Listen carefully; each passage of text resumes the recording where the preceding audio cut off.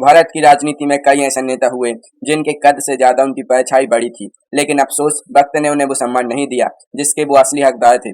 कहावत है, हीरे की परख जोहरी ही कहता है, लेकिन भारतीय राजनीति में कई हीरे ऐसे रहे जिन्हें भीड़ ने पत्थर समझ लिया।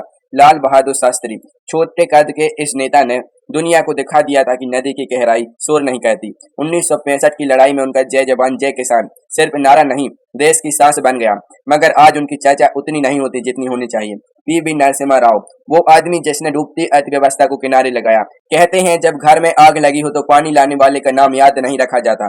भारत को आर्थिक उदारीकरण देने वाले राव साहब को अक्सर इतिहास के कोने में धकेल दिया गया। अटल बिहारी वाजपेयी, भारत राजनीति के वो कवि जिनकी आवाज संसद में नहीं दिलों में गूंजती थी। मीठी बोली लोहे का दरवाजा भी खोल देती है। अटल जी इसका जीता जागता उदाहरण थे, लेकिन उनके राजनीतिक धैर्य और विपक्ष के सम्मान की संस्कृति आज बहुत कम याद की जाती है। बाबू जगजीवन राम, दलित समाज से निकलकर सत्ता के शिखर तक पहुंचना आसान नहीं था। कीचड़ में कमल खिलना अगर किसी पर फिट बैठता है तो वो बाबू जगजीवन राम थे। इतना बड़ा कद होने के बावजूद उन्हें कभी प्रधानमंत्री नहीं बनने दिया गया। मोरारजी देसाई, सख्त अनुशासन वाले नेता, लोहे को लोहा काटता है। इमरजेंसी के बाद उन्होंने कांग्रेस की सबसे बड़ी चुनौती बनकर सत्ता संभाली, लेकिन आज नई पीढ़ी उन्हें सिर्फ किताबों के एक नाम की तरह जानती है। चंद्रशेखर, राजनीति के फकीर कहे जाने वाले नेता, सादा जीवन ऊंचे विचार उनकी पहचान थी। देश भर की पदयात्रा पर जनता की नब्ज समझने वाला ऐसा नेता आज दुर्लभ है। शरद पवार, राजनीति की शतरंज के उस्ताद, पुराना चावल खुशबू देता है। दशकों तक सत्ता में टिके रहना हर किसी के बस की बात नहीं, फिर भी उन्हें राष्ट्रीय स्तर पर वो सम्मान नहीं मिला जिसके वो दावेदार थे। प्रणब मुखर्जी, चलते फिरते संविधान कहे जाते थे। पुराना खिलाड़ी मैदान पहचानता है। प्रणब दा हर राजनीतिक संकट का हल निकाल लेते थे, लेकिन जनता में उनकी लोकप्रियता उतनी नहीं बनी जितनी उनके ज्ञान की ऊंचाई थी। सुषमा स्वराज, विदेश मंत्री कम, जनता की मददगार ज्यादा थी। डूबते को तिनके का सहारा, विदेशों में फंसे भारतीयों के लिए वो यही सहारा बनी। उनकी मानवीय राजनीति आज भी लोगों को याद आती है। जॉर्ज फर्नांडीज, मजदूर नेता से रक्षा मंत्री तक का सफर, आग में तपकर ही सोना कुंदन बनता है। सिस्टम से लड़ने वाले इस नेता को सत्ता ने कभी पूरी तरह अपनाया ही नहीं।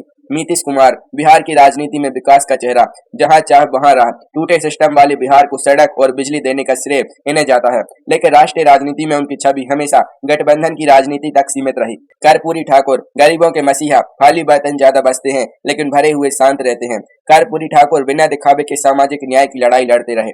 मनोहर पर्रिकर, साधारण जीवन जीने वाले मुख्यमंत्री, ऊंची दुकान फीका पकवान वाली राजनीति से बिल्कुल अलग थे पर्रिकर। चप्पल पहनकर ऑफिस जाने वाला इतना बड़ा नेता आज भी मिसाल माना जाता है। ई श्रीधरन, राजनीति से ज्यादा काम की भाषा समझते थे, कम बोलता है। दिल्ली मेट्रो इसका सबसे बड़ा सबूत है, लेकिन सिस्टम ने ऐसे लोगों को राजनीति में ज्यादा देर टिकने नहीं दिया।